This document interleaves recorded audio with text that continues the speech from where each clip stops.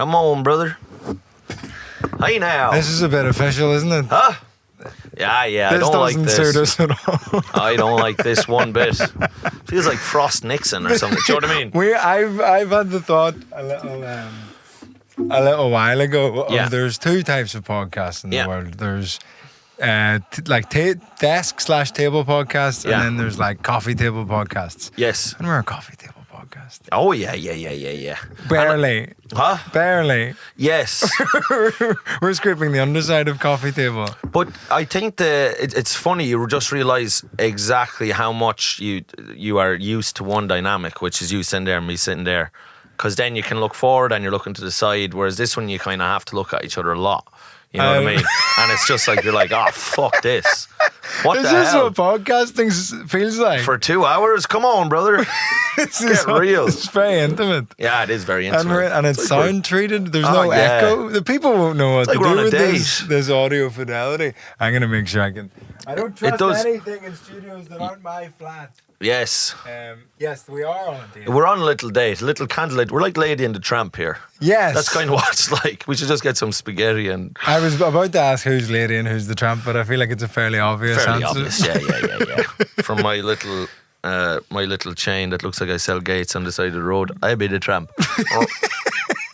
I be the Tramp. Fight. I'm getting big into this look now, kind of like Italian Lothario, kind of buttons open on the shirt, chain out, just kind of scumbag-ish. Tony but Soprano-y. a bit Tony Soprano-y, yeah. I'm enjoying it now.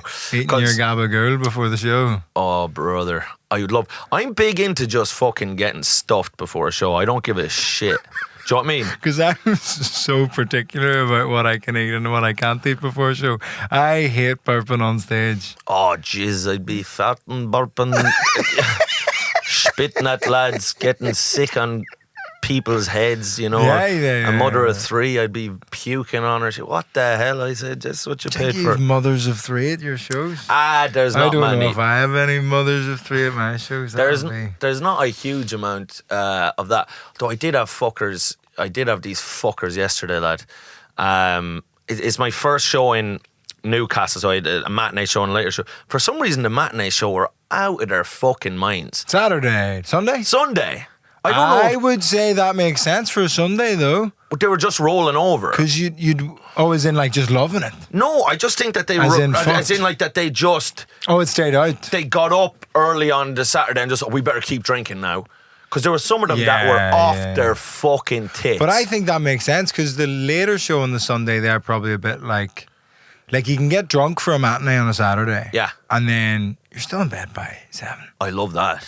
Nice. I love a little fucking getting scoured and then you're in the cot for fucking 10. And you've 9-10 hours sleep. And you've had the loveliest time and you don't have to fucking completely compromise. You still won't feel great the next day, but you've got to But sleep. you'll sleep through most of it. You'll sleep through And the most of it. sleep's half the battle. Sleep's half the fucking battle, That's brother. honestly, and you know that better than anyone. I know that better than anyone. I'm sure, fuck's sake, there's never been a man who's driven himself more clinically insane than me through lack of sleep. But so anyway, which after Glasgow fucking Saturday night, there was Charlie produced, and yes, I did it in a toilet, and I was like a scumbag, my little chain on, and then, yeah, I didn't sleep much. Well, fair, because this is the first podcast we've recorded since your tour has started. That's right. And before the tour, you had many ambitions. What was my ambition? You had many promises you'd made to yourself What did I of say? being the healthiest boy in town. Oh, I had said that.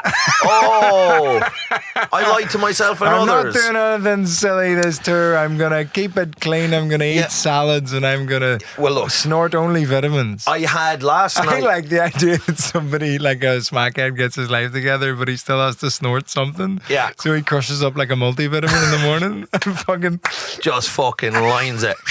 I'm full of energy for the day. Full of fucking I'm nourishment. feeling my immune system's fucking kicking. It's fucking Woo! flying it, brother. My immune system are doing fucking jujitsu. So I Well, you know what I've noticed about podcasting here? What? I don't know what to do with my hands. It's hard to know what to do with your hands.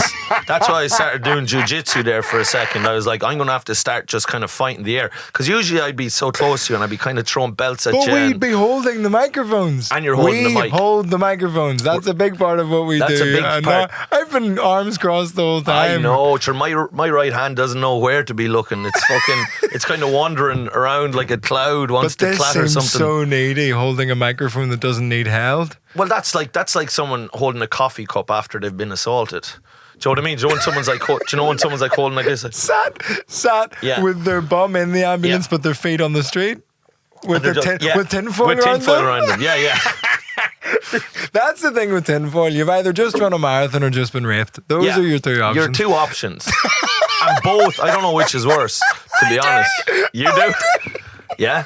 Marathon. Is more painful. No, it's not. It's not. It's not. It's not. Is it not? No, it's not. It's not. Sure, that's good for you. I take that back.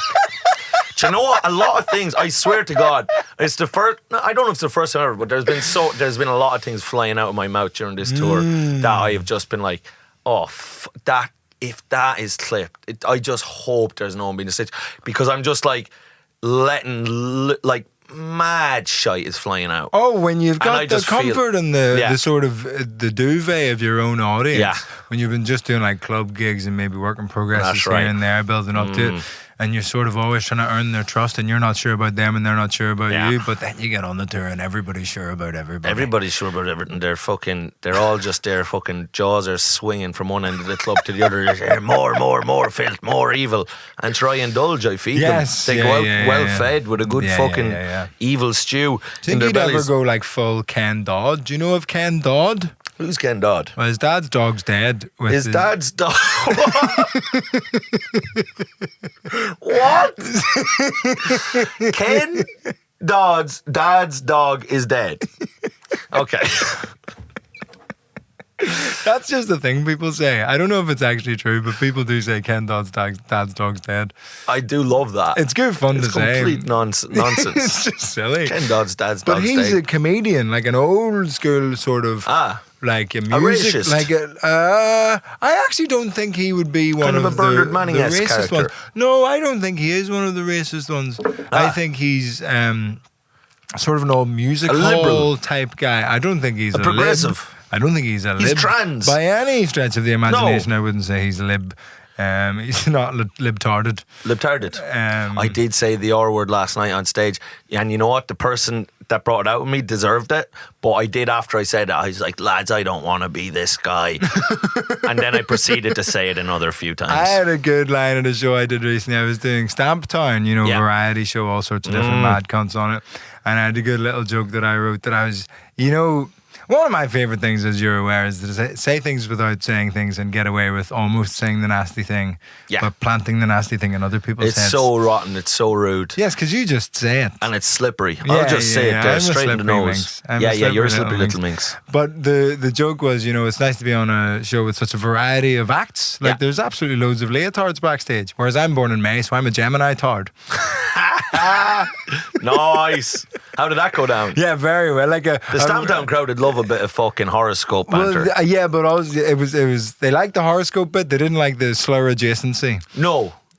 And that was probably very hard for them because they love horoscopes so much, but then the word tard is so deeply troubling to them. But Gemini tard isn't a slur. I don't think so. No, yeah. If anything, it's a compliment. It's a feather in your cap. And listen, what I did explain to them on stage, this is classic me, like when a joke makes the audience uncomfortable, which is a lot of my jokes. Yeah. I do explain to them why they're wrong for feeling uncomfortable. And I did say, now, as you're aware, I had a lot of options of horoscopes to use for that joke. And let's all agree, Cancer tard would have been worse. And did that get you out of it, Vittorio? No, that did got me help? further into it. But I think they're more likely to be sensitive, obviously, because if you think about anyone that kind of, I suppose, is that into star signs is a tard. Yeah. Yeah. Of some description. Of some description. A And I say that from, I am very, very susceptible. They're highly regarded. I'm very susceptible to star sign thinking. You know what I mean? What are you? Pisces, we're creative and emotional. Undeniable. Undeniable. Yeah. I'm Gemini, actually. Two-faced. Oh, brother, I that's think not nice. Two-faced and ambitious. Okay. I don't think you're over. I think you could do being a bit more two-faced. This is my problem. I could do with more faces. You could do one face and it's doing me dirty. You have one nasty little face. It's a big one. Yeah, it's a big fucking fat You could one. argue it's got the surface area of two normal faces. That's right. Yeah. So in some ways you are two-faced. You've put the It's face squared or something. face squared. So yesterday, I had these two people in the crowd. There was this lady and this man, and they were just. It was this really weird thing. Lady, it's a man. As I was saying things, they would just go like this and talk to each other, and then they would just go whoa, and they would like do a shot, but like during like setups and stuff for little things I would say, and I was like, are they doing like Mike Rice bingo or something? Like every time I say nice, or every time. I do a little, slap my hand or a little Mike Riceism. Can I make a bingo card for people to take to your tour shows? I would rather you didn't, because it was incredibly disruptive, and I was hungover, and it just upset me deeply in my soul. That is very distracting, especially when you can see people around them being distracted by it. And the people around him, and it was just so offbeat. And this was Glasgow? No, this was in Newcastle. Oh, yeah, the early show as well. And these fuckers were out. They were crawling the walls at 4 o'clock. I was like, good Lord, lads, what kind of a fucking devil pit are we in here? On the Lord's Day. Yeah, on the fucking Sabbath, brother. Is it the Sabbath? It is the Sabbath. Depends what religion you're talking to. Well, the only real one. The one true faith? Christianity, brother. That would be Sunday, yeah. That's right, brother. So, so anyway, they were kind of doing this, and I was like, right, fuck. So anyway, it was this girl and this guy, and she seemed to be whispering into him like a little devil whisper, and then he was like shouting out stuff, and he shouted out like one of the punchlines before I got there, which, to be fair, on me, if he can guess what I'm about to say, if he's not seen it before, then I need to make a better line there. Did I ever tell you about in Glasgow when I recorded my special for the first time before I wasted all my money recording it for a second time? Because you wanted to be hot in the special. You didn't want a fat special. The once show you had looked hot. developed. You looked hotter, let's be honest. The show had developed. You didn't want another fat special. The show You've already got a fat special. You didn't want to look like... Say that about my brother. Sorry, Alejandro. You didn't have to name which one. Well, we know, I've seen them. Dario's in good shape. And he's got a PhD. And he's got a PhD. You can't. He's untouchable. Lovely girlfriend as well, Dario. But you have that special that you look like Lizzo in, and then you didn't want the blackface was a mistake. Yeah, you didn't want to do that. Everyone thought they were commenting under the special. They were like, "Is this Adele before she lost weight?" You did look a bit like Adele in the first one. So you wanted to be hot in your second special, so you reshot it. Yeah, so I reshot it, and but in the recording of the first one, I was on stage, and a guy in the front row shouted a punchline that wasn't like a guessable one. It was like a weirdly specific one on my show. Yeah. About bowling, and I sort of went like, "No, what's happened there?" And he was like, "Oh, I saw the show like last time you were in Glasgow." Yeah. And I was like, okay. Well, that needs to stop. Because I don't know if you can see all these cameras here, but this is costing me a lot of money. And I'd like to do some of the punchlines if that's okay. Yeah. Furious. Mad. It's madness. I told you I had to do that with my later show last night in Newcastle. These crowds, they were all Mike heads to the, you know what I mean, feral, just kind of agricultural heritage. Some of them might have been raised in cities, but if you go far back enough, these are men who spent a lot of time with Mike head's a good new slur for somebody with an afro. A Mike head. Because their head looks like that, a microphone. Yeah. Somehow, how you think to yourself, how could he make that racial? And that's his special gift. How could he take Mike head, make it racial, baby, and make it about race? I'm slightly to the edge of frame here. Let me make sure I'm. So anyway, involved. so they were like.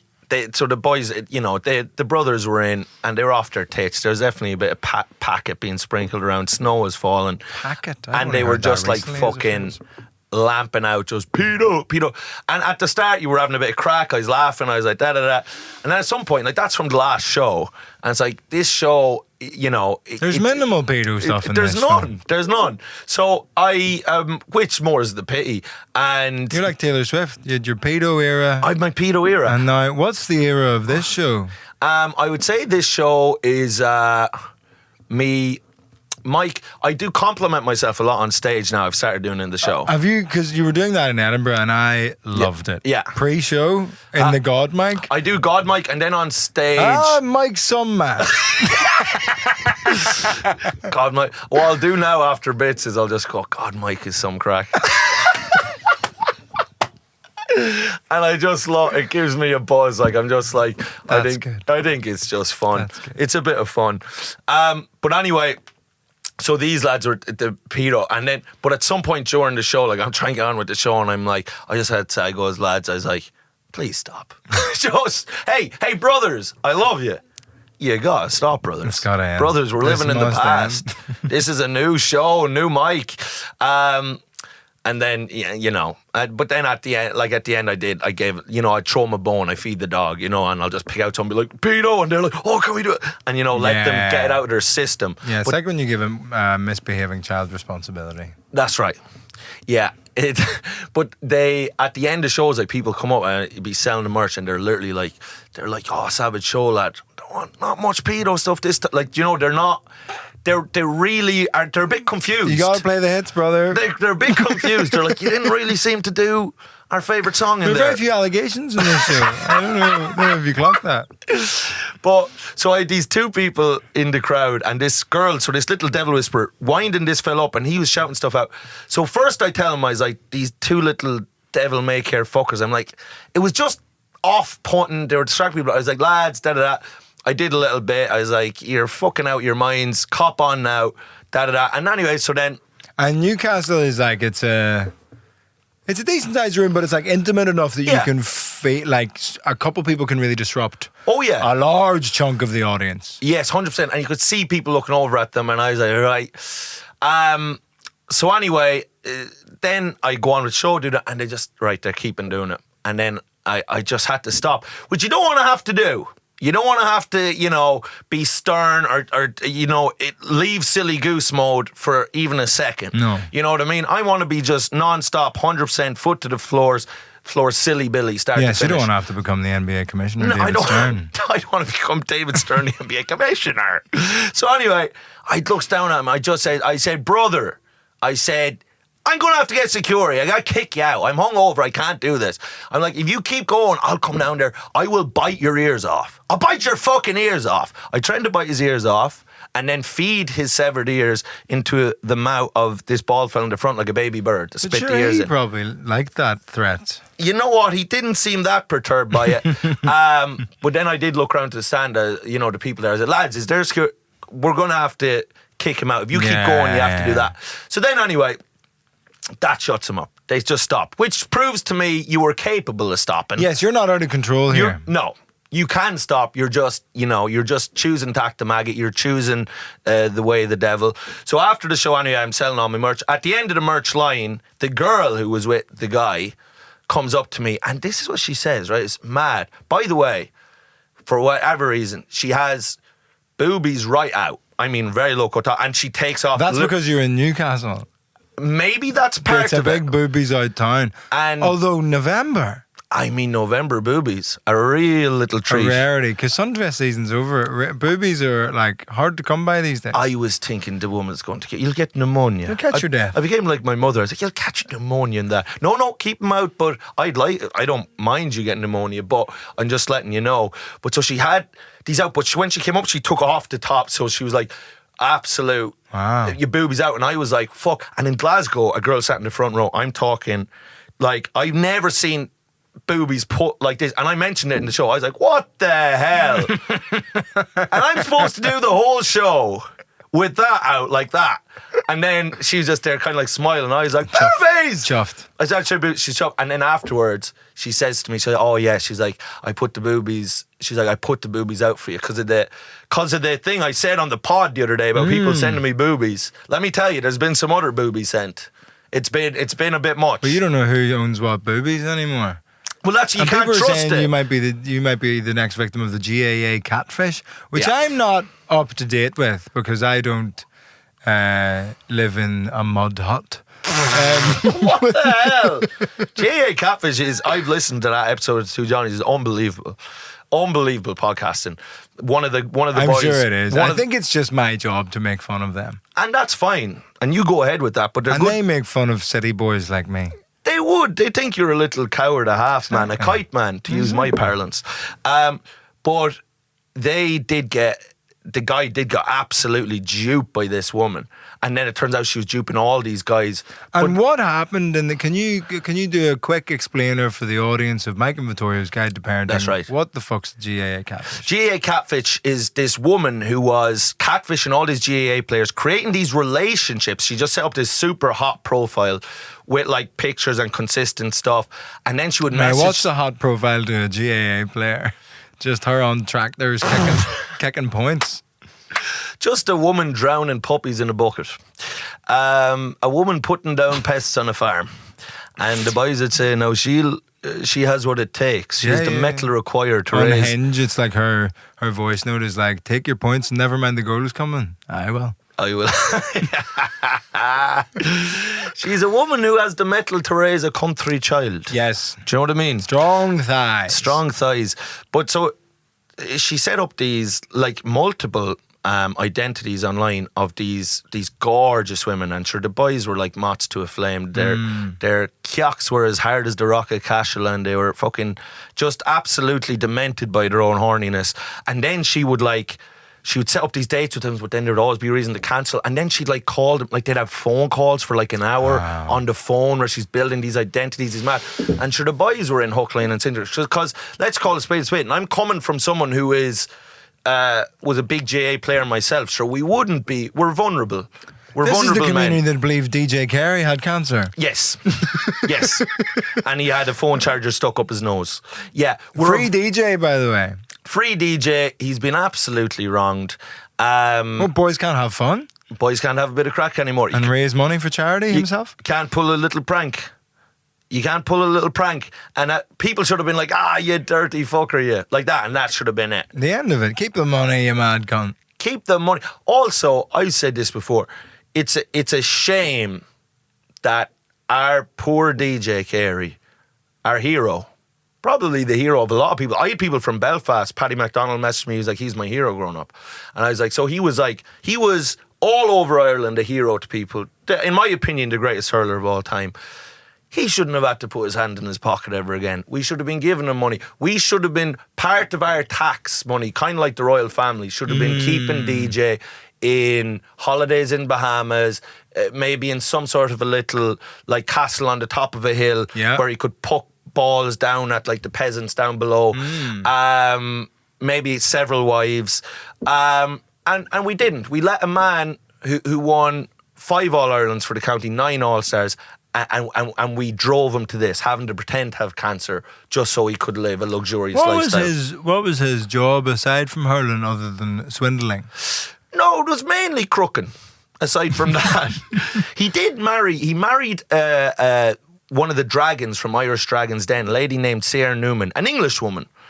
And you can see now where the kind of the evilness might have creeped in through osmosis. Yeah, through the suckling on an English teat, he became quite wicked and crooked. A wickedness seeped into his gums after sucking on the tit of a prod.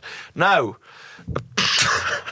I don't think Sarah Newman doesn't sound hugely Protestant to me. She wasn't Catholic either. There was near I'm not saying she was Catholic. There was near a whiff of the Pope off her either. Do you know what I mean? Both of those are Jewish names, and I need you to know that before we move on. Newman. Yeah. Oh, is it? Yeah. I know it's a character in Seinfeld. Newman. That's DJ Carey after he got caught. The big fat fucker. But anyway. I think Sarah is like, because it's like Old Testament, can be like a Jewish name as well. Sarah is, I think you're right. I think it is a Jewish name. And you know what? Fair play to her. Absolutely. I couldn't be, and I've said it before and I'll say it again, I love Jewish people, and most of my comedy heroes are Jewish. And add DJ to the list of hostages. What? What the hell? Good God Almighty! Release him. Release DJ Carey. Release him. That's what I want the terms to be. I want the UN involved. to get DJ Carey released. You want Greta Thunberg on a flotilla? Yeah. With bad Irish comedians heading towards To free DJ from Mountjoy in Dublin. I don't know why we're on the water, but we are. It's nowhere near the coast. But we're on a flotilla to free DJ. We're all wearing his signature Cooper helmet. phone chargers up our Phone noses. chargers of our noses. If you don't know about this, look up DJ Carey. He's one of the greatest hurlers from where I'm from. He's my hero. I posted. Watch his hurling highlights first. Yeah. And then read the stories. He was amazing. He But pretended to have cancer and raised tens of thousands of pounds. about 500,000, yeah. Jesus and then Christ. his sister, if possible, was CJ Carey. DJ Carey. His sister, CJ Carey. Now that's good business now. Now, his sister, CJ Carey, now, if you thought he was crooked, she was as bent as an Essex. She couldn't sleep straight into bed.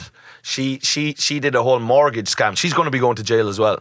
That's some crack. So the family, it seems, are just like culturally, there's a culture of utter crookedness Yes. in the family. So I suppose nature versus nurture, you know, they were kind of nurtured in some respects to be, you know, I'd love to robbers. chat to the parents and see what the crack was.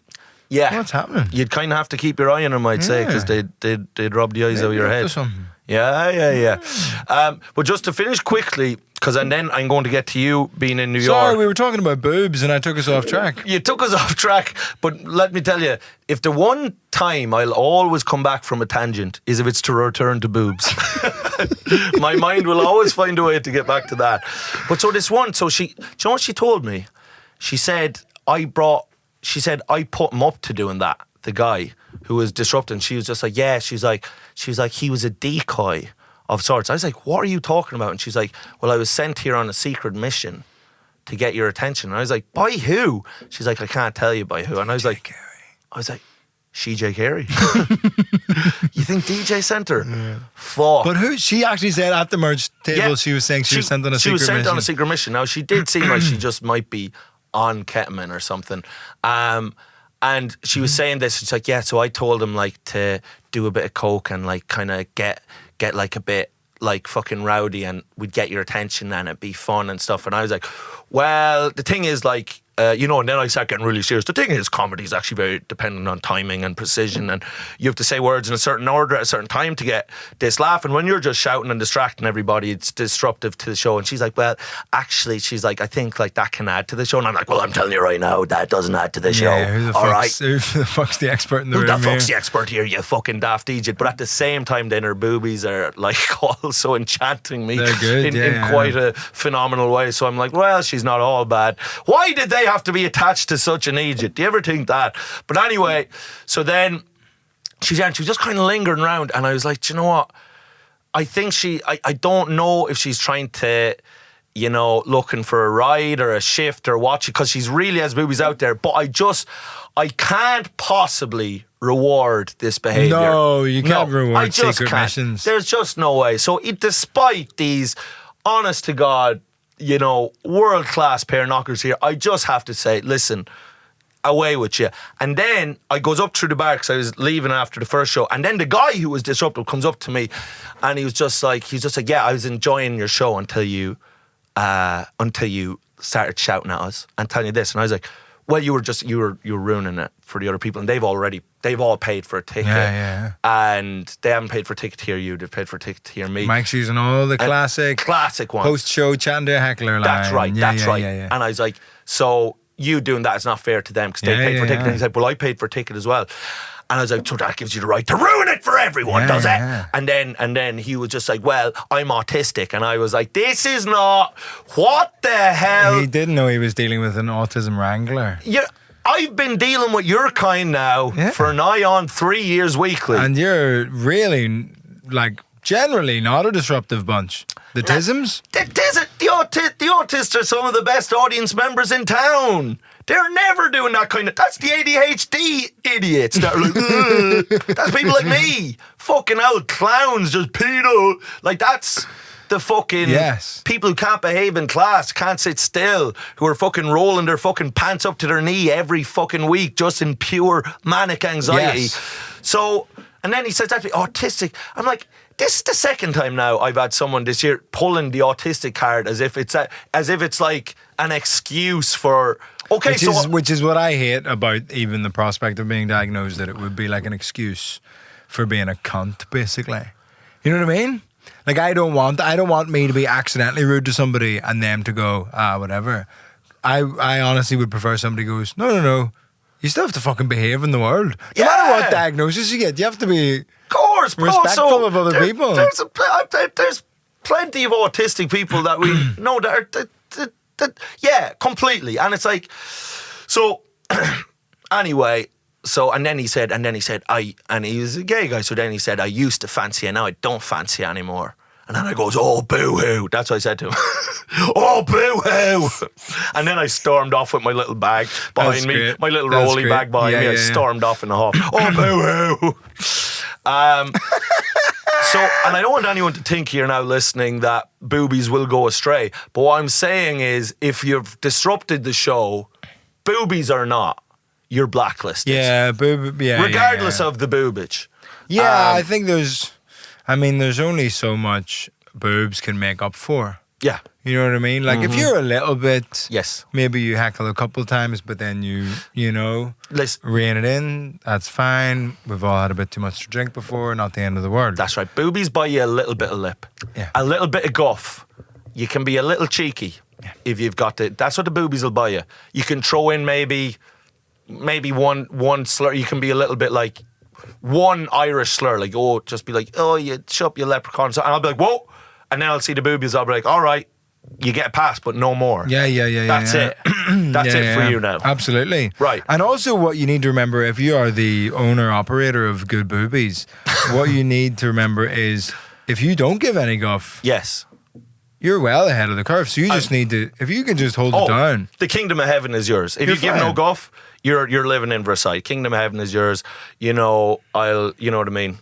I'll get you 7 acres and a donkey. You'll never have to work again. You'll never have to work for the rest of your life. Yeah, you're in. You're in. Good boobies and not one bit of lip at the show, you'll never have to work again. You're done, you're paid for, you're taken care of. You're taken care of. I'm putting you in a nursing home. You'll never have to just... At the age of 28. At the age of 28. Straight to the nursing home. In a hospice. Feet up, porridge, oatmeal, Ovaltine, yeah? Stuff like that. Scary orderlies. Maybe sort of intimidating you. Actually, now that it sounds, it's not the best life, but it's a life. That's what you're getting. That's what you're fucking getting. So maybe do heckle like a little bit to a little avoid bit the of lip nursing to keep you out of the nursing home. And if you don't have good boobs, I mean, if you open your mouth, brother, I'm biting your ears off. I am biting I'd love to bite someone's ears off, like Mike Tyson. Like Mike Tyson, yeah, like your namesake. Oh, that would be so sick. And just bite it off and then just be like, what you say? Yeah, exactly. That's what I thought. And then my mouth's full of ear. And then I'm like, this is actually not that bad. It's actually all right. Because the niggly bit, the cartilage you would think might be kind of nice to chew on. But like you can eat a pig's ear, can't you? People would eat that. It's real, probably peasant food. It's like leftovers or scraps or whatever. I think it would have been called like soul food back in the day. Like you throw it in. I hate that shit when people go, and this is my thing with like actually some Italian food. Do you know what I think is a bit of a spoof? What? A lot of pasta dishes. Yeah. Where they're like, it's only got 4 ingredients. Isn't that amazing? And I go, no. Yeah. Tell you what that needs. More ingredients. More ingredients, yeah. Yeah. Cacio e pepe. Yeah. Cheese and pepper. Uh-huh. Am I an 18-year-old student? Yeah. Why are we getting served this at restaurants? Don't piss in my pocket and tell me it's raining. It's cheese and pepper. Fuck off. You're taking me for an absolute fucking mug. I am not a starving medieval peasant and therefore don't need to maximize my calories at every meal. Yeah. Stop pretending this is tasty and good. Yeah.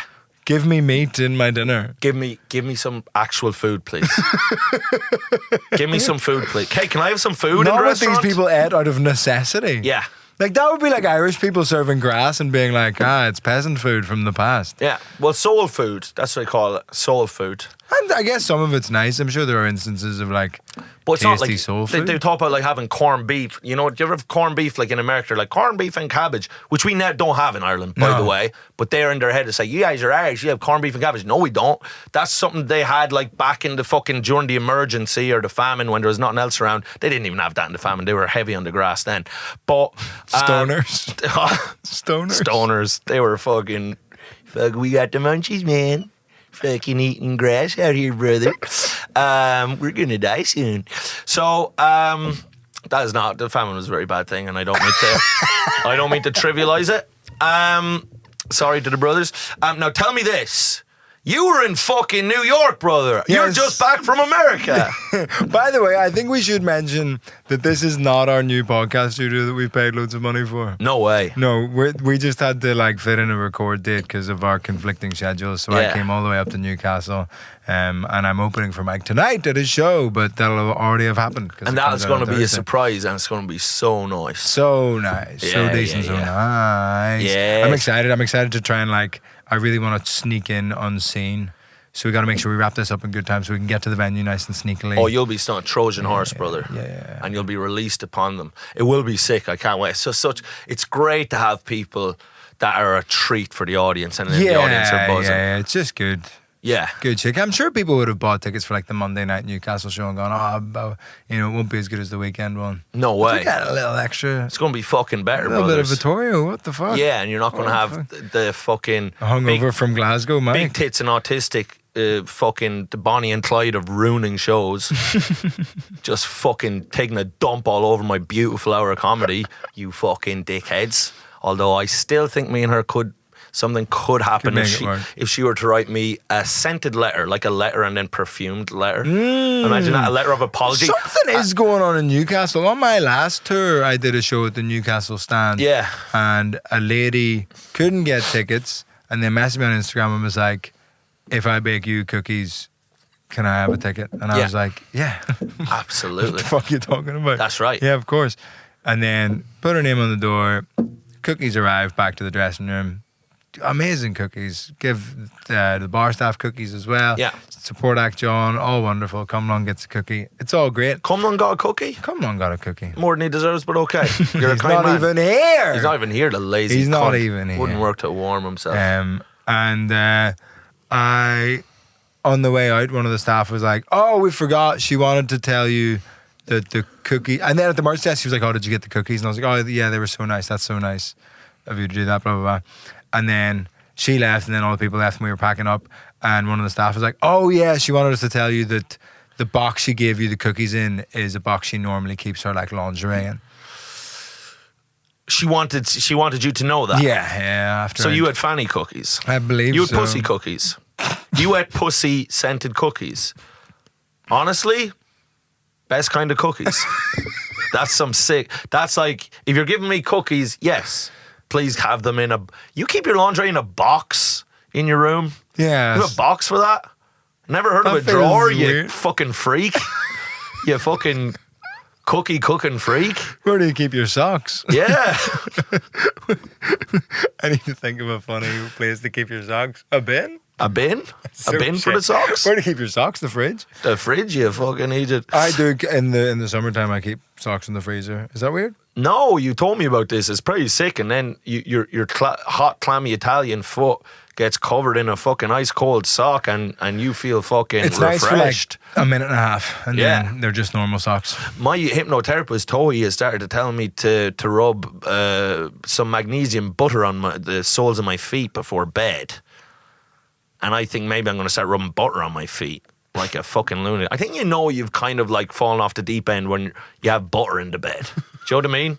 When you're dousing yourself On with your dairy feet? products in the bed. On your feet? On your feet, yeah. But you can just take magnesium supplements like in But a tablet. He seems to be fucking like all in on fucking greasing up his feet. Because I Greasing know up his people who hypnotherapist's like, feet. if they're unwell, will put onions on their feet and put their socks on. I also think that's crazy.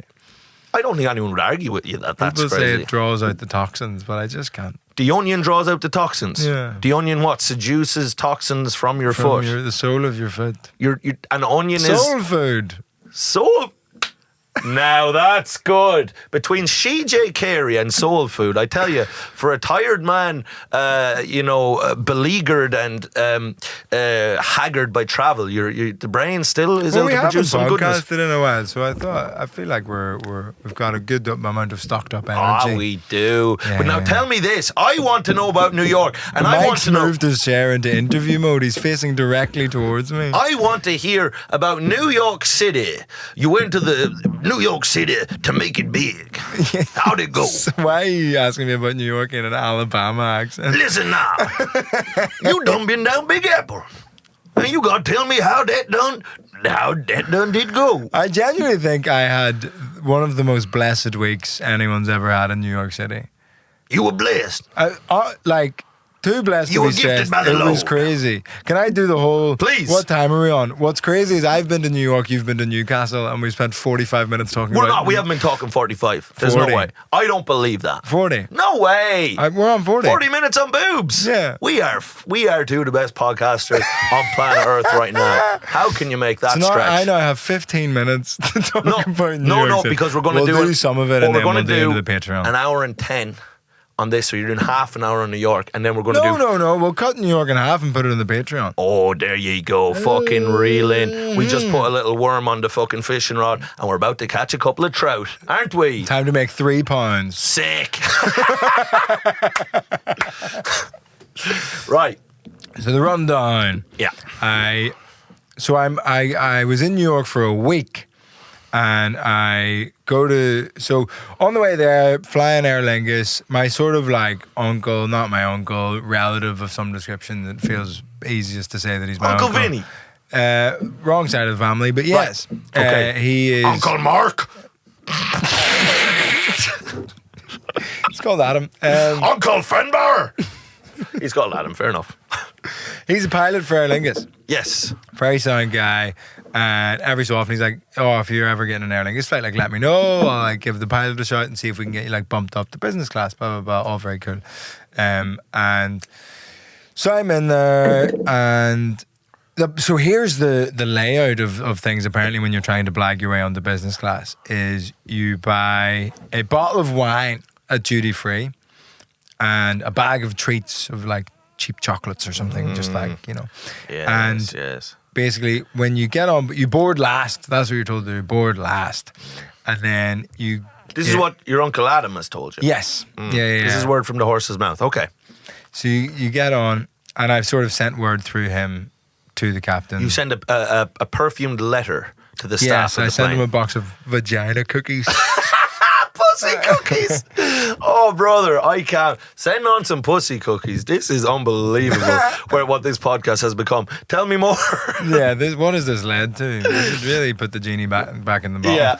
Yeah. So you show up at the gate, but then you wait and you board last, no matter how many times they say, rows this to this, please board the blah, blah, blah. Uh-huh. You hold your nerve, and then you board, and you go to the sort of steward person, and you go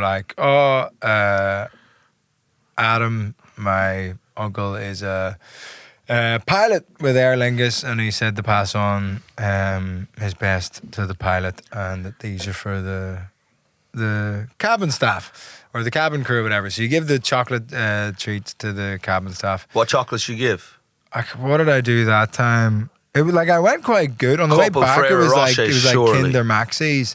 On the way out there, it might have been Reese's Pieces. Right. Or something so you're saying, listen, American culture, you're trying to, okay. We were on the way to America. It was just what was there. And what I wanted is for them to be individually wrapped. I didn't want a bag of M&Ms. No way. Because then they're sort of handing them around. That's why I would have went Ferrero Rocher personally. Yeah. Individually wrapped, or Lindors or something European. Nice that's sort of sexy. But I just went with what I could get. And I gave them, and he'd already said to me, Adam was like, look, business class looks full on that flight because they have access to the blah, blah, blah. Right. But if you...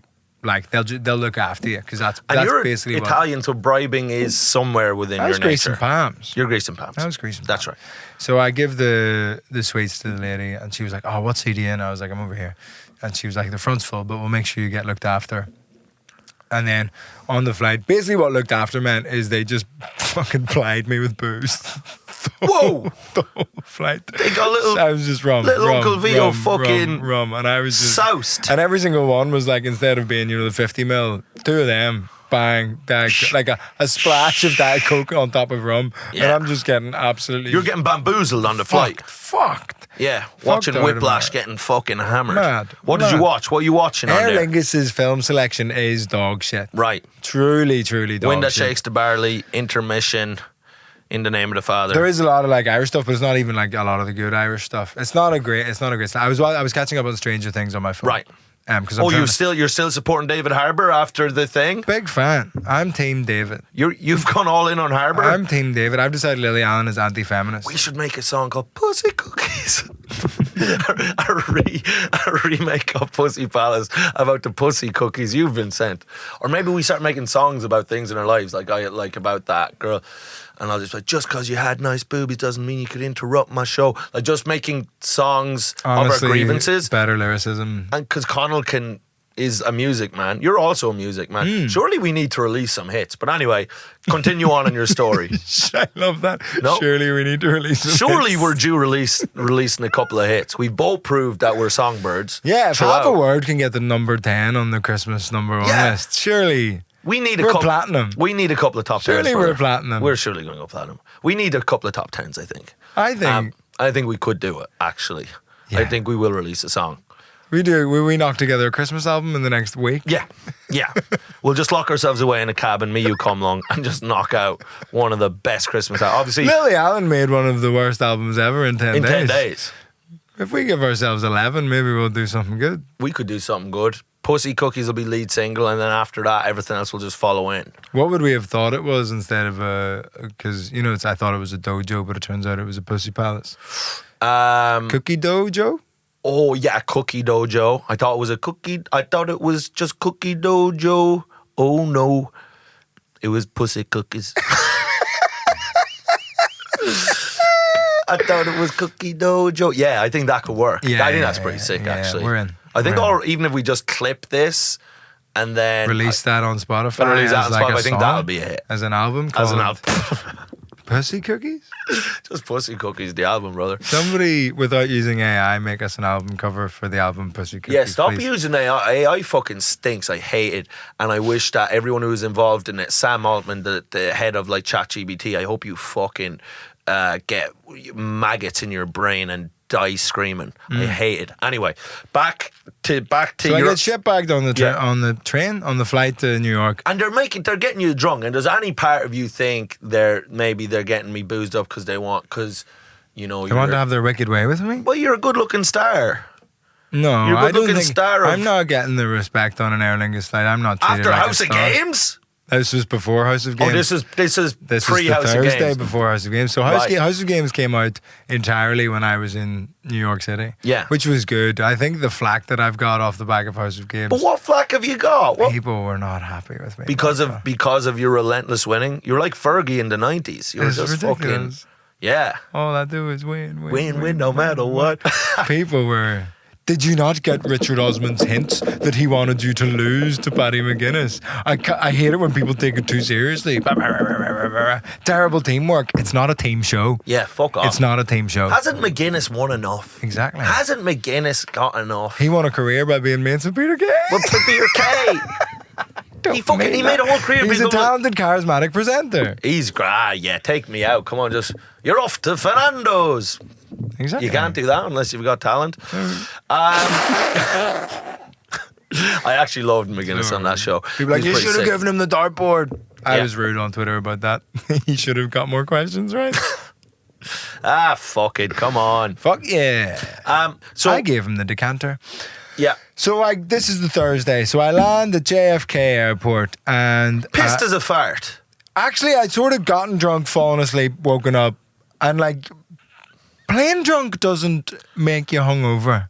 Yeah. I've never had a hangover from being drunk on a plane. It's a lovely little rule of reality. If you get drunk in the sky, we'll say nothing about it. Like the hangover doesn't transfer to the ground. It's just No. sort of No, it's a sky hang. It's a sky drunk. Once you get to the ground, new rules apply, and it's nice. Reset.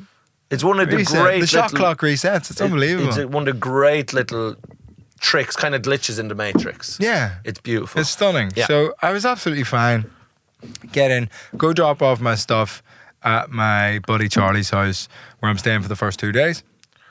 Lovely apartment in Chelsea. You can see the Empire State Building from his living room. Oh, come on. Crazy. With Charlie, a Wall Street guy, what's he up to? No, Charlie was European Forbes 30 under 30 last year. What? Yeah, for like marketing and media. He runs like a marketing company and like I don't understand He's any from of it. Belfast? No, he's from Dublin. Ah. I think he's one of these D4 people. Well, you know he is. A nice man. You know he is if he is, don't you? But he's good and sound. I don't think he's the worst of them. There's probably gradations to D4ness. Like there's people who go to BlackRock and then there's people who just like grew up in D4 but went to a normal school. Well, first off, if you're 30 under 30, that means Charlie's a millionaire, right? He's several times over, isn't it? 30 of course he under is. 30 are like ones to watch, I think. I don't think you're like definitely like a millionaire at this point, but it's like Right.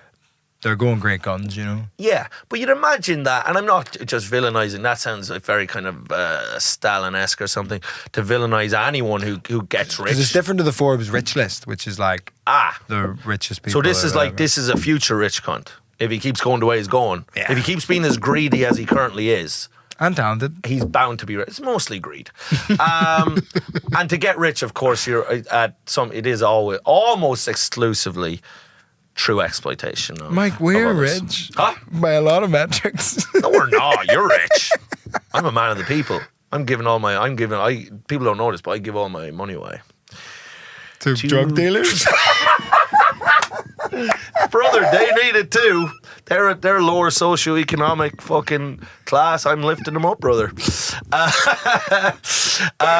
Right, so you I arrive in land fucking in, dump rich. my stuff, Yeah. amazing apartment, and then I'm going to do. I booked on a show as soon as I landed because I was like, "This is gonna be cool." Gabby Bryan helped me get booked on a show, like a pop-up show at a bagel shop in Brooklyn called Apollo Bagels. Nice. And I go down, and it's like a cool sort of. It's just. It's hard to get used to this set, brother. For the There's listener, fucking. there's too much stuff going on. There's a lot of stuff going Mike's not used to coasters. The coaster, the glass, the table, it's all quite overwhelming to get it all right. You can't get it all right. It's all falling apart on me right now. So I go and Yeah. I do this show, first ever set, and for some reason they have me opening the show, and I'm a bit like, well, this is dumb. Yeah. This is dumb and stupid. I'm not like put an American on. You can't put And then put me on. You can't put on one of the most notoriously racially insensitive comedians in the history of the art At a form. hipster on bagel first shop. at a bagel shop in New York. You can't do This that. is no good. This is not good. no good. So I get up and it actually goes okay. They're a little bit weird, but like Yeah. good fun. And then I learned like one reference, like they don't do cold water swimming, they do cold water plunges. Right. And I sort of had to write a little Okay. explainer about that, which is funny that even when they're trying to be healthy, like Americans just refuse to exercise. Yeah. They're like, I will be seated. Yeah. I will be sitting down for the health activity. Stupid fat bastards. Exactly. Stupid fat dumb So then fuckers. they were also doing a late show. They were also doing a late show at the bagel shop, so I was Yeah. on the early one, and I was like, who's on that? This person, and Andy Haynes. You know Andy Haynes? Yeah. Super funny comedian who everybody tagged me in his viral video recently of Miss Rachel. Because he looked like you in it. Yeah. Lad, there was a lad at the show last night, Brandon, who looked exactly like you, and I brought him up on stage, and he was wearing a Planet Zoo t-shirt, mullet, mustache, really AIDSily skinny, and everyone just started chatting, and I was like, it's Fedora, and then everyone was like, Pedo, Pedo, and it was fantastic. We had such a great time calling the new you, and then I brought him up again a while later, I said, look who's back, and then Pedo, it was That's fun. fun. It was Seems so like you've fun. seen quite a few Planet Zoo t-shirts on the tour Lad, already. lad. Given that we only sold 20 of them. Lad, I don't know where they're replicating. They're like They're they're multiplying. reproducing and fornicating with each other. The Planet Yeah. Zoo T-shirt owners, and I've seen so many Zoo T-shirts. I don't really understand because I've seen them on your Instagram story. Also, by the way, we need to fucking. There needs to be more Zoo T-shirts. So what we're going to do is a limited release of like maybe 2 days, and then everyone that wants to buy a Zoo T-shirt can order one. Because I'm telling you, people are fucking snarling at me. They're drooling. They're like, "Where's this? I want more. No, I want Zoo merch." You stop giving the people what they want. No. This is your problem. No. I hear what you're saying. You're like, it's fun to have limited release. Yes, but we'll have limited release. You've got this window. We've already done that. We could do a hat. No. More Zoot stuff. A Zoot hat. Huh? A Zoot hat. You will have a Zoot hat, but more the Zoot t-shirts. Give more people a chance to get the Zoot t-shirts. Why? Because they're a lovely t-shirt. I agree with you that like a limited time rather than a limited number is a good way to do a limited run. Oh. But we already did that. No. I think we have to be strict with the limited run merch and go, it's done. After this one, we're going to be strict because... You can't hack it because somebody's going to message you. If we do it like 24 hours, you can buy a Zoot t-shirt. If you do that, then after that 24 hours, a bunch of people are going to message you and go, I missed the Zoot thing, and you're going to come into the next podcast and go, we need more Zoot t-shirts we for must the people. bend to the will of the people. We must give them what they want. No. We must change ourselves and our surrounding and our beliefs and principles to please them. We are here to serve, are we not? For the people. Mike for the people. Vito for the empire. Mike for the many, Vittorio for the few. No. I just think we just give a little window for everyone to get their hands on a little bit of fucking juicy Zoot gear, and then after that, we're as strict as 1950s. We're not doing 48 hours. If we're doing it, we're doing 24 hours. Huh? If we're doing it, we're doing 24 hours. 24 hours, you're saying? Well, we do 24 hours of Zoot t-shirt release. Yes. So this comes out on Thursday. Okay. And at some point in the week after this Thursday, 24 there hours. will be a 24-hour window. And yes. I fought for that, fellas. You see that? I fought. I had to negotiate hard. This was like fucking Frost Nixon right there. Is the first Frost Nixon? Is the first portion just Patreon? So what we're going to do is the first 12 hours is just Patreon. First 12 hours is just for the page, is just for our beautiful, beautiful page pigs, and then after that for the Muggle scum. Yes. So that's a good incentive for the people Muggle to sign scum up will to be Patreon. fed the You get scraps. access to the Zoot t-shirts. Yes. So sick. Okay, and then because I do feel I see these people with the Zoot t-shirts on, and I genuinely think they felt like themselves for the first time in their lives. That's nice. Yeah, sort of they've self-actualized. They've self-actualized in their little Zoot. They were born in the wrong body. They're born in the wrong because their body didn't have a Zoot t-shirt on it. Yeah, they're transutions. They're transutions. So back to story. So you do the bagel shop gig. You fucking it goes all right. It's decent. Yeah. And then actually at the late show, they go, "Oh, somebody's running late. We need somebody to do an extra 5 minutes." And kind of half as a joke, I was like, "Oh, I'll do 5 minutes." And they were like, "Oh yeah." Sweet, get a second gig on my first ever night in New York. Very cool. It's a shorter. First one was 15, then it was 5 minutes. Then Andy shows up and he does great, chatting away to him because we played football once in London. Very sound guy, very good comedian. Go watch his Miss Rachel clip. It's so fucking funny. And he was like, "Oh, I'm going to do spots at the Cellar. Like, I'm driving there. Do you want to come? Like, I'll show you all the different rooms. You can watch my sets. You can watch other people's sets." And I was like, fucking right. This is like bucket list to go watch shows at the Cellar. Like, if you don't know the Comedy Cellar in New York, Andy Haynes. Thank you, Andy. Thank you, Andy. You really made my trip to New York really You're special. my best friend, Andy. And it's like, if you don't know the Comedy Cellar in New York, probably in the top 3 most iconic comedy clubs in the world. Oh, easily. Like, If not a lot of people number would argue number 1. Yeah. Like, really difficult to get in at, and like getting past at the Comedy Cellar. People spend years gigging in New York trying to get past at the Comedy Cellar. Huge. And they have like 6 or 7 different rooms, and they like put comedians on like anybody can drop in. It's like, I've read books about this comedy club, and I like, it's just so cool. And I was like, I'm gonna get to go like watch, and it's gonna be like free. Andy's gonna like get me in. It's gonna be so crazy. So I go in, and then he's doing like 3 or 4 spots. So the first 2 he does sets, and I get to watch the person before him set, and I'm like sort of hanging out in the bar area. And what's nice nowadays with comedy is like, I watch so much of it on Instagram and stuff that like a lot of the American comedians, I'm like, "Oh, I've seen this joke of yours, it's really funny." Yeah. And it's a very easy way to break the ice with a comedian. Because like, what do you like more than somebody going, "This joke of yours is really funny"? Because I've seen I love it being flated. so good. Like, there's a guy, I can't remember his name, but he has a really funny Chris clip Rock. of no, I didn't mean Chris Rock. There's a guy, sort of shorter, like quite chubby white guy. Gabriel Iglesias. White. He is white though. He's White skinned, but in his heart it's like he's Mexican. Yes. And he has a really funny clip of him walking on stage, and they're playing Kendrick Lamar, and he says like, God, like Kendrick Lamar just like does something to me. It makes me want to dance like a baby. And then he does this impression of like dancing, and he was like, play it again, and then it's really. So I just went up and I was like, Michael Rowland? No, I need to remember. Fuck. But that was nice. Got to chat to him. Got to chat to a couple of other people. And then go in, watch him in the first 2 rooms. Great. Andy's great. And then. You're great, Andy. And then you're my best friend. We go to the biggest room, which I think is the Village Underground. And sat at the back. There's sort of a little table at the back, and they're like, "Oh, come grab a seat. Like, do you want to drink or anything?" I was like, "Oh, this is mad. I don't think I should be here." But like, did you have a drink? Yeah, rum and coke. No, actually, I just had water there because I was like, I can't brother, demand the drink here. This is the Comedy Cellar, and I am not a comedian that plays the Comedy Cellar. Blah blah blah blah. And then. Host comes over to Andy and he was like, "Oh, somebody's going to go on just before you, so your set's going to be like delayed by 15 minutes." And he was like, "Yeah, no worries."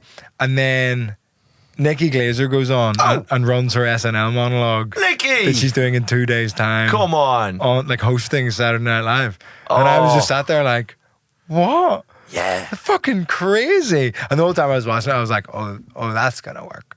Like, it was just like killing, and like the pop when she came on, she's huge. Like, she's having a real moment at the minute, Nikki Glaser. Oh, like, yeah, it's sure. She's just getting all these opportunities, but like nailing all these opportunities. First off, I think she really, the Tom Brady roast really fucking sent her over the top. She was so good on that. But then she like hosted like the Golden Globes and smashed it. She just smashes everything. Now, one thing is, and I do think this is probably just on that scale of stuff, like she does have like quite a few writers working for her, but she's very open about the fact that she does have quite a few writers. Oh yeah, but if you're doing a roast of that scale, or especially if you're hosting, like hosting like an awards show, you're like, of course, they make you have writers for that. They don't sort of let you do that. But anyway, sort of amazing to see that. And then Andy goes on, has to follow Nikki Glaser running her SNL hosting monologue, and I was like, Jesus, so funny. Andy walks on and goes, like, takes the mic and sort of goes, I thought I was hosting SNL this week. Such a weird way to find out. And then he just kills for his whole set, and I was like, that's so sick. And very, very nice. So we're hanging there, and then I get a text from Daniel Sloss, being like, have you landed in New York? Come to the Comedy Cellar. And I was like, brother, I'm at the Comedy Cellar. I'm at the Comedy Cellar with my new best friend Andy. So we go. Do you want to be friends with Andy? So I go up to the Olive Tree, which is the restaurant above the original Comedy Cellar, and it's sort of this amazing place. It's where they like famously would all be sitting around, Burr and Patrice and the everyone. table. Yes, famous table where all these famous comedians, Kevin Hart, Bill Burr, Patrice O'Neill, would sit around and shit on each other. And there's a lot of lore around it. Yeah. And Sloss is like, come sit at the table. And I'm like, this is crazy. Come on. This is fucking stupid. What the My fuck head, is it won't going on? fit. Come on. Mad. So you're sitting at the table. So sitting at the table. Is Slossy doing sets at the Cellar? No, but he is past. Like, he can. Right. And the owner was like, why have you not given us your availability? Like, because he's like, oh, I just get he gets really bad imposter syndrome around that like specific club. He's like, I'm big at home, but this is New York. And I'm like, brother, you paid like a 2,000 seat theater in New York. Like, you're big here. Yeah. But anyway, he just like doesn't, and he's just doing like a work in progress run at Soho Playhouse in New York. And then, so this is a bit of context. Cut to 5 years ago. I have a guy on my podcast called Andrew Hankinson, who wrote the book Don't Applaud, Either Laugh or Don't, which is a history of the Comedy Cellar based on interviews with the owners and comedians and all sorts of people. And I just invited him on my podcast that fucking nobody listened to be like, and I think on the £5 tier on Patreon, you can listen to it. Nobody listened, just because I read this book and I was like, this is amazing, like really, really love it. Like, I just invited him on via email. And like, again, nobody really listened to it, but it was like a good conversation. And we had a good chat. And then we sort of became like email friends. So we like chat to each Pen other. pals. And he was like, Perfumed letters. Yeah, it's sort of lovely stuff. Yes. And then he lives in Newcastle. He's your friend. And he would come see my shows every so often. Yes. And I remember one time he came to the show and he was sat in the front row, but we'd only met on Zoom. And I started like chatting to him, like doing crowd work. I was like, what's your name? And he was like, Andrew. I was like, what do you do for a job? And he was like, oh, I'm a writer. And I was like, oh, fuck, we've met. And you write books about comedy. How dare you sit in the front row? Like, the absolute pressure of a fucking, hated it. But funny moment. Anyway, I send him a picture of me and Sloss at the cellar just to be like, oh, I'm at the comedy club that you, because he's always like, Kinky little pig. he's always been like, let me know how New York goes, like the clubs there are great, blah, blah, blah, blah. Yeah. So I just sent him a picture being like, oh, we're at the comedy cellar. And he replies, oh, that's brilliant. Are you performing there? And I was like, no. Hell no. You've done a book about, you know how impossible it is to get into this. No. All I said in the email was like, no, of I'm course here with not. my friend Andy. Exactly. My And friend. then he replies, oh, would you want to perform there? Oh, And I was come like- on, get real. I was like, yes. Yes, please. He was like, oh, I'll email the owner. Esty. And for context of people, normally you need like 3 regulars to vouch for you to get an audition to perform at the cellar. Yes. Like crazy. So he emails Esty and Noam, the two's kind of, I think they're husband and wife, like owners. Esty of and the- Noam Chomsky, yes. Not Noam Chomsky. Okay. But, Mhm. and I sort of think nothing of it. I'm like, yeah, he's going to fucking email the owners and they're going to tell him to fuck off. So that's Thursday night. Yes. Friday, like, get shitbagged with Sloss and have like a really fun time. Get fucking slaughtered. I'm out till 5 a.m. with him and Sean Patton. You know Sean Yeah. Patton? Yeah, great fun. He's a boozy great hang. Susie. He loves it. Yeah. And a comic Nice. called Napoleon, and I was like, that's so good. That's- Big fat black guy called Oh, Napoleon. come I was on. like, that's so good. Doesn't get that's better your than name. that. That's so good that that's your name. And then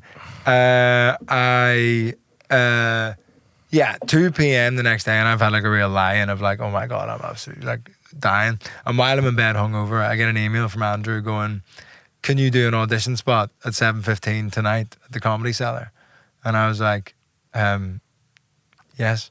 Yes. And then I panicked for 5 hours. Yes, please. Just being like, what the Can fuck? my friend Andy come? What the fuck? I was like, what the fuck did I do for 5 minutes? Right. What the fuck? Oh, like, what the fuck? And then I'm like, ringing you're hanging out your hole as well. Yeah. And I'm ringing Jamal being like, what 5 minutes should I do? I barely know what fucking works in New York. I haven't fucking done any of this stuff. Right. Ah! And then but it was quite good that I didn't have time to like run the 5 minutes loads of places and like freak out about it and like Yeah. think about it too much. So I had to go down, and Andrew in his email was like, they're doing me a big favour, make sure you're nice and punctual, make sure you're like very polite, of course you will be, and just like, you know, I know you'll smash the gig. And I was like, this is crazy. Andy's a good guy. This is Very nice good, encouragement for very Andy. good. Very nice brothering. So I go down to like way too early. I'm there at like 6, like, hello. 6 o'clock. I'm here for my 7:15 audition spot, please. People. And Esty's there, and she's like, oh, hello. Andrew says you're great, blah, blah, blah, blah. Here's how it's going to work. You'll go down, you'll do 5 minutes. We'll show you where the light is. And I was like, yeah, great. Can I go down and like, can I watch the show up until when I'm on? Which isn't really the done thing, particularly in New York, because everybody's doing like 6 spots on a night or whatever. So you're just like, show up, do your set. You don't know what's happening in the room before you're on. But I always think you give yourself the best chance to do very, very well if you've been in the room the whole time the show's been on. Yeah. And they were like, yeah, if you want, but we can just bring you down for your set time. And I was like, no, I'd like to. I want to watch people. I'd like to be in the room. And they're like, You know okay, my friend Andy? it'll be the host, and then it'll be one act doing 15, and then you'll do 5 minutes. And I was like, cool. So I go down, watch the host. Host was amazing. First act does well, and then I'm sat there and I'm like, the most nervous I've been for a gig in years and years and years. Yeah. Like, oh It's my nice God. to be like this- nervous again, isn't it? Oh my God, for like a 5 Like to minute, be like, fuck. This, Fuck. the stakes are high. you Mother know? of God. And then the guy, like, the host sort of brings me out during that person's set and goes like, classic American, they always like read out your credits before you go on stage. He was like, what? Then they always ask, what do you want me to say before I bring you on? And I was like, just say, I'm Irish and it's my first time in New York. That's all you need to say. Right. I'll go on. It'll be fine. Because the night before, in the 2 sets I'd done, I'd worked on like a new opening joke about being in New York for the first time and like just a little thing about it. Which is like crazy, but very classic me. Anytime I've ever auditioned for anything, I do a new joke Yeah. in the set because I think like, It'll add a bit There's of something good. va-va-voom There's something to it, a good. bit of Yeah. zhuzh. and often when you go to these clubs, like they're such good rooms, they're such prestigious rooms for a reason Aha. because they're class. They're fucking. So it's like the easiest gig you do. That's right. Is the like scary audition gig. So anyway, he's like, "Are you sure?" He's like, "Yeah." So here's what the light looks like. All good. We'll let you have 4 minutes. Be off of 5 minutes. I was like, "Okay, sweet." And then he goes on, brings me on, and it just fucking works. Like Yeah. the 5 minutes, just belter. And Yeah. Esty, the owner, is sat on a high stool at the back of the like showroom, and it's like it's very shallow room and quite wide. know It's like the the right bin in original. the Yeah, room. yeah, it's that Yeah. one. She sat at the back, sort of like watching, and I'm like like, a little meerkat. and I'm like, like it's just going well. I'm Yeah. just like having a great gig.